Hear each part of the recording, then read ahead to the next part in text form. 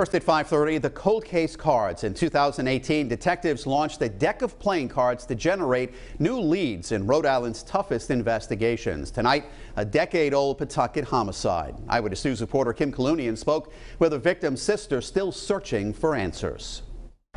Scott Jensky, the Three of Hearts, gunned down right here on Division Street in his hometown of Pawtucket. Detectives believe he knew his killer, a person his family would like to see brought to justice. No one deserves to die the way my brother did. Christine Cordeiro will never forget the morning of May 7th, 2010. Her husband called and told her to meet him at Pawtucket City Hall, where she was greeted by a police detective. Never in my wildest dreams would I expect the words, "Scotty's dead," to come out of his mouth. Scott Jensky had been shot a single time. A deadly shooting in Pawtucket. A man was found dead from a single gunshot wound on. I was shaking. I was crying. I was hitting my husband because I kept thinking it was a lie. Then the next thing was to go and tell my mom. And how do you tell your mom, 2 days before Mother's Day, that you just lost a child? I watched a piece of her die that day.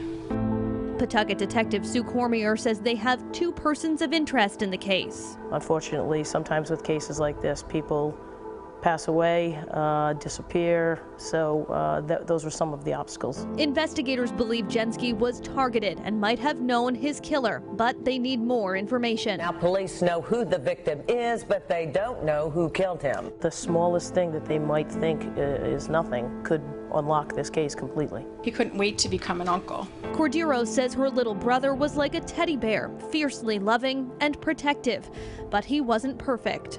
15, 16 years old, I think, was when he started heading down that wrong path. His sister says he kept that part of his life separate from his family. Court records show Jensky spent time in prison, convicted of crimes like assault with a dangerous weapon, breaking and entering, and shoplifting.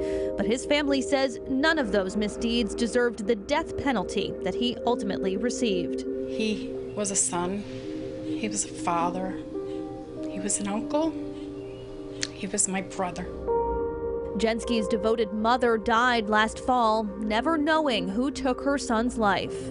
I would like to think that maybe someday I could go up to the cemetery and be able to say to his parents, they got him. Do you know who killed Scott Jensky? Call 1-877-RI-SOLVE. In Pawtucket, I'm Kim Kalunian.